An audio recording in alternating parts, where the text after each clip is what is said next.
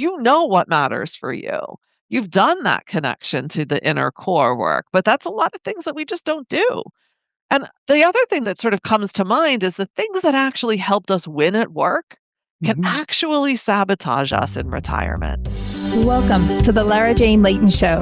This podcast is for you, the person who keeps putting others first. Your self-talk has held you back. You no longer need to take a second seat. Let's explore ways to overcome self-doubt. You can silence that inner bully voice and achieve your full potential. Here's your host, Lara Jane. Welcome to the show, friend. Johanna is back with us today, and we are going to talk about retirement. And go, no, don't talk about that. That's so far away. Oh, no, wait. Are you already given to your 401k? Do you already have plans like, oh, when I retire, I'm going to go to wherever you've never been yet? And there's things that we're already doing to prepare. But let's go through a few more things because I know when I retired, it was kind of what do I do now? So before we get started, we're going to get a quick word from our sponsor. When we come back, Joanna, help me be prepared for retirement. We'll be right back. Hey, since I rarely have openings in my coaching schedule, I have a new resource out there on my website. It is called the BFF Coaching Network. And I have offered a spot there for any coach that has been on the show to list their coaching. You can go out there, you can listen to their episodes, you can feel a little bit about them, and then choose a coach that will work for you. So LaraJaneLayton.com, the BFF Coaching Network. All right. First of all, thank you. I think this is such an important thing because we do financially get ready. And we do kind of have what we're going to do. And we're kind of watching our health. But when it actually hits, what do I need to be prepared for? Yeah, so all of those things that you just talked about are the concrete ways that we plan for our retirement, right? But the big one, the identity planning, that's invisible and it often gets skipped. So many people retire from a role or career that gave them structure, right? Calendar that gave you belonging, the team that you were on, that gave you meaning and impact that you were delivering in the world that also gave you a little bit of validation, right? The status and the achievements that you produced, and a built-in answer to the question that we all get. So what do you do?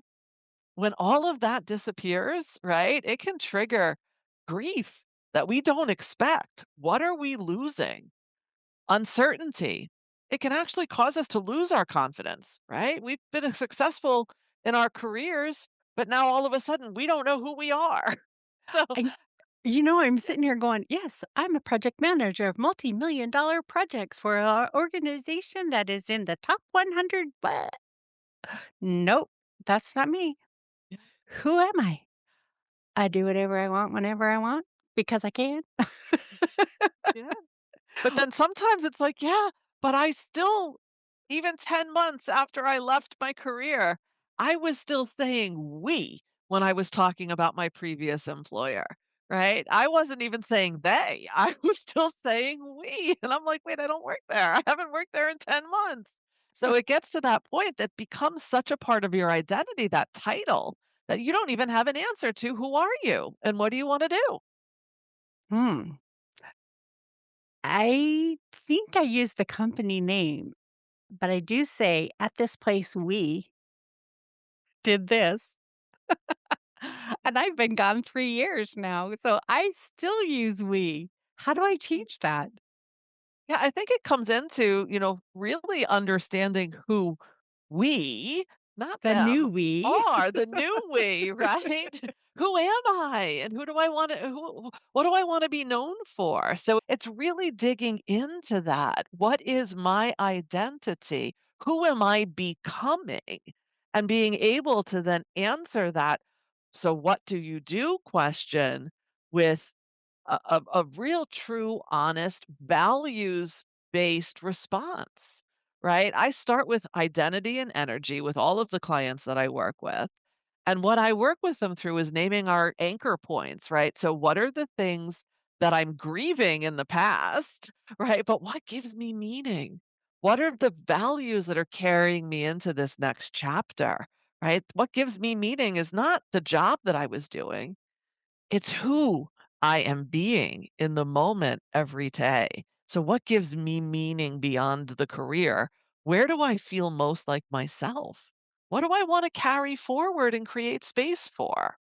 When do we start working on that identity? I mean, I've had a vision or not a yeah, a vision statement for a long time. I mean, probably since I was in my 30s. Okay, that's 30 something years. It's like, and it still fits, but it didn't really fit my corporate job at the time. I mean, I just say it, my purpose, I guess it's a purpose statement, is to create happiness.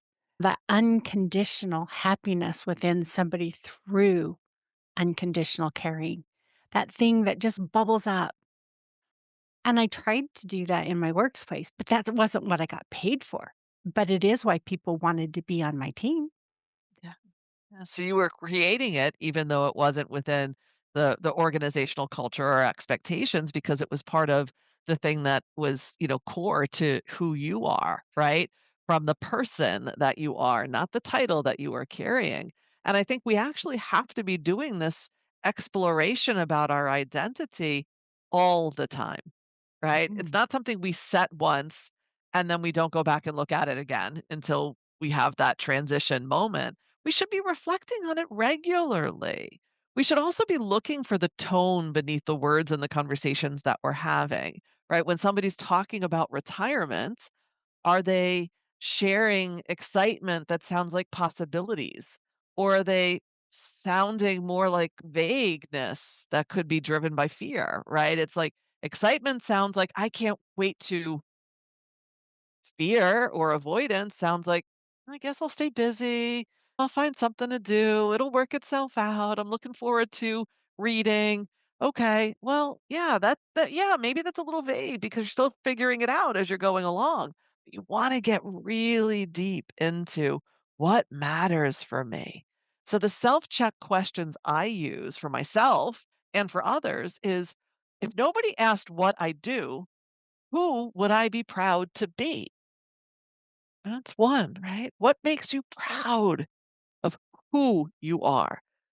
And then also, what Mhm. part of the job was I or am I most afraid of losing? Is it the status? Is it the purpose? Is it the people? Is it the structure? Because those all help us define what matters in our future or our next chapter. I didn't realize how much you would lose people. I thought my friends would still be right there with me all the time. But I realized when our schedules changed and when our availability changed, it just got easier not to include the other person.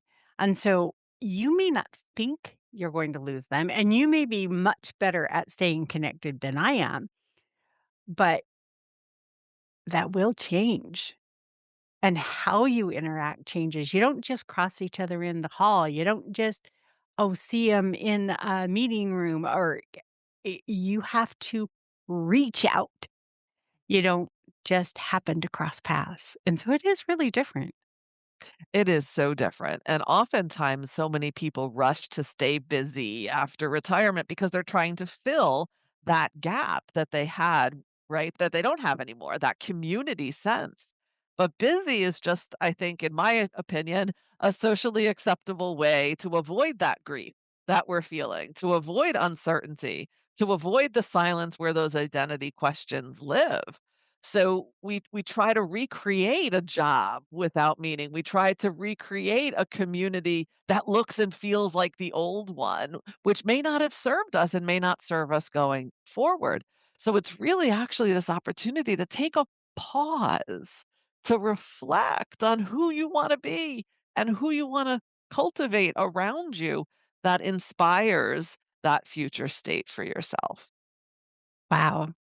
My brain's going a million miles an hour. And if I'd have just thought about this ahead of time, but I did, I jumped right into the podcasting and coaching and keeping myself producing because it feels good to make a difference in the world.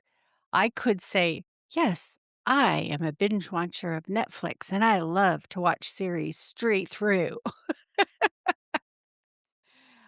And I do have an opportunity to do that too. But it's not my core and it's not what feeds me. Interacting with people feeds me. How, as I'm looking at retirement, can I say, I know that's my need? How do I keep it? It sounds awful, but do I really want to go to the senior center? Yeah. Yeah, figuring all of those things out, right? And all of those answers are the right answers because they're right for you as an individual, right? So the senior center might not have been the place for you, but podcasting is, right? Because that's connecting to both your joy of creating unconditional happiness around the world, right? Through unconditional connection. And then also this idea that you're served by serving others and you're served by connections, right? So you know what matters for you. You've done that connection to the inner core work, but that's a lot of things that we just don't do. And the other thing that sort of comes to mind is the things that actually helped us win at work Mm, actually sabotage us in retirement. So talk to me about that. productivity becomes overfunctioning, right? So we're over delivering because we're so used to being productive, but productivity looks very different in retirement. So we overfunction. Control, right? For those of us who were in roles where we had, project management type roles, we had control, we were executing on processes. That can become rigidity, right? We can be like, I need to hyper control because there's no structure around me. High standards, high performers always have high standards, but those can easily become self criticism. Yeah. Responsibility can become, I can't disappoint anyone, so I will say yes to everything. Yes. Yeah. I think you definitely you get it. Yeah, and this is cool because so many people get out there and wanna help people, but they haven't tuned in and done it. That's like taking parenting advice to from somebody who's only gone through school in early childhood and has never had a kid. It's like taking project management instructions from someone who just passed their PMP but hasn't had a lot of it. It's like, what do you do first? Well, on the PMP exam, it's gonna tell you, you do this. I say Mhm. you do what's available. That Yes. thing that the PMP said you have to do first may not come available yet. And so you learn how to think on the fly. And as we enter into retirement, how do we find those things that brought us joy? And let go of the things that are gonna sabotage that joy. And when I first retired, my husband would remind me daily, "You do not have to sit in your office all day. You are retired now." Yeah, yeah. You can get outside, you can go work in the garden, you can go for a walk, you can do all of those things, or you can sit in your office and build a podcasting, program, right? So it's finding what works, right? But oftentimes when we're in retirement, it's that giant transition. And it can be stressful because we're working through this whole identity shift. And it's really important to understand how our energy is showing up, right? Are we energized? Are we feeling this joy, this creation, this opportunity? Or are we not energized and we're drained and we're feeling uncertain and confused and we're avoiding the things around us, right? If we're de-energized, right? That's a signal. That's a signal that we have to focus on understanding why and what matters now. You know, the energy is so important. You have those days at work where you just got so much done because you tuned into just felt good. And you have those days in retirement that are the same. And it's not the energy is like how fast are you moving, but that joy, that feeling behind all of those things is like, "Oh my gosh, I love this so much." The other day, okay, I'm retired. I was in here for 10 minutes tinkering around on something that not 10 minutes, 10 hours. And I was filled of joy, and all I was doing was playing with my computer. Yeah. Yeah.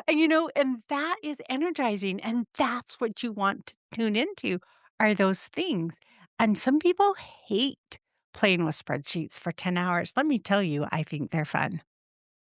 Exactly, because it's you and it's what matters to you. So finding that space, giving yourself the space when you're entering into retirement, when you're planning for retirement, to really ask yourselves those questions. What brings me joy? Right? And if you can answer that, then retirement is going to feel amazing. And there's so many people that when you ask them what they're doing, "What are you doing? How are you doing? I keep them busy," and they're, "Oh, I'm so much busier than ever," and why do we think that that's important? I tell people I am having fun. I don't if I'm busy, great. If not, that's okay. It doesn't matter. It's what do you feel?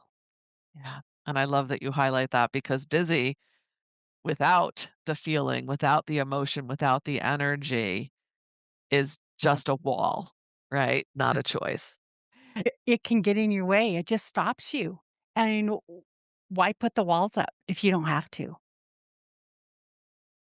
How do we Exactly. keep the walls down, even in our work lives?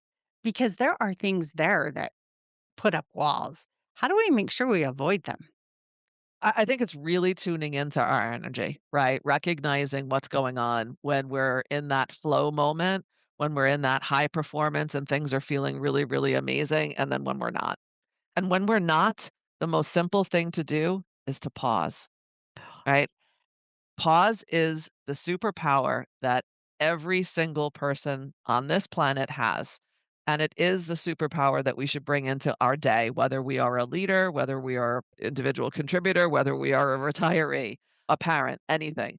Mm, I love the pause, especially because it gives my brain, or actually my mouth, time to catch up with my brain.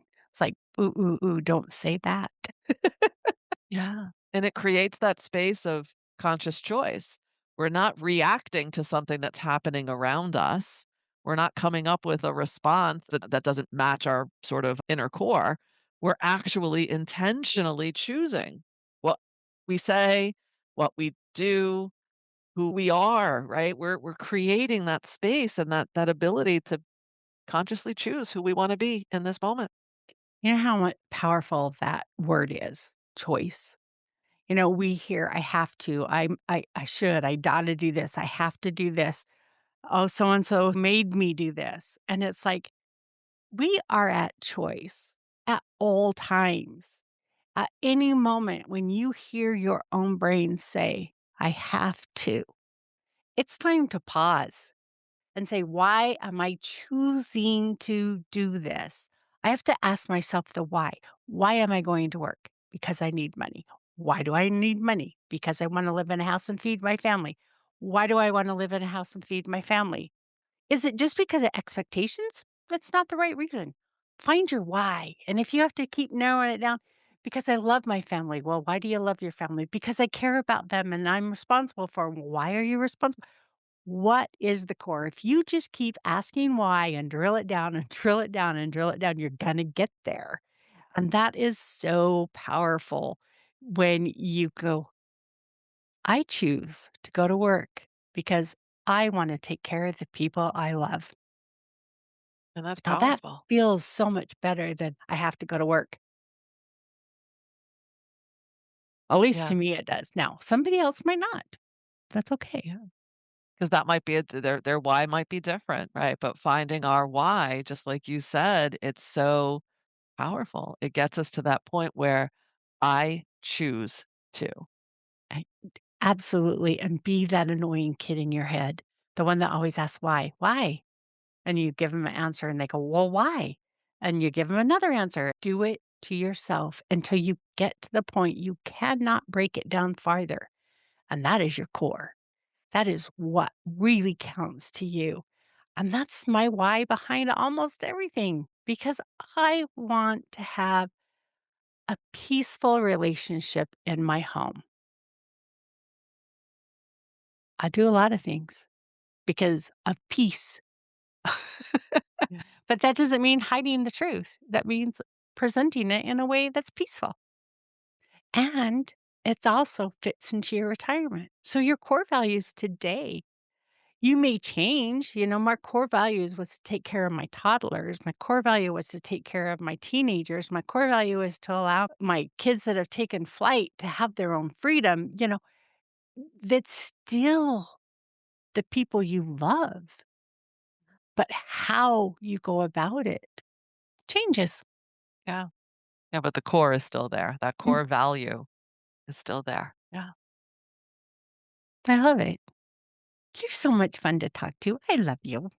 I love So, you you too. want to, how about sharing a little bit about how to get a hold of you? What's your why?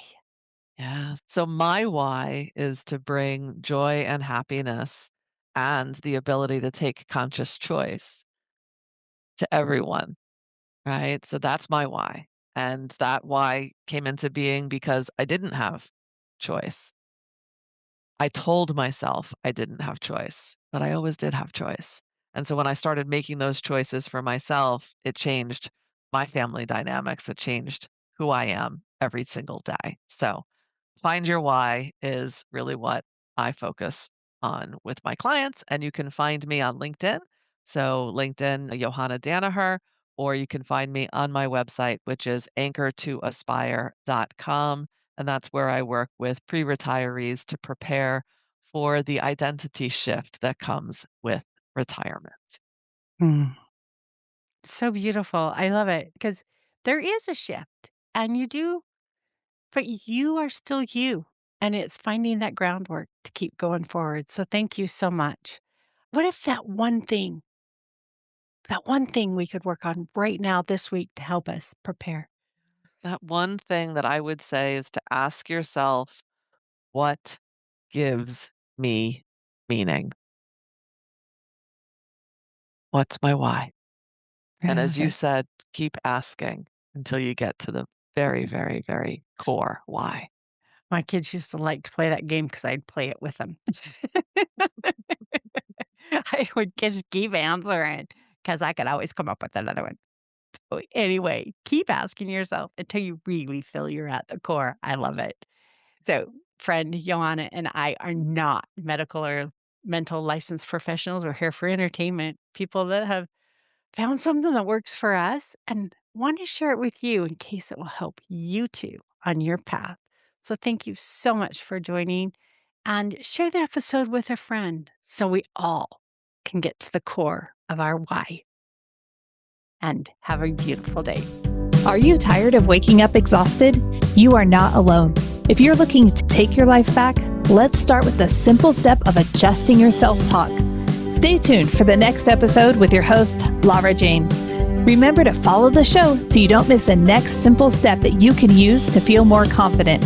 And please leave an honest review.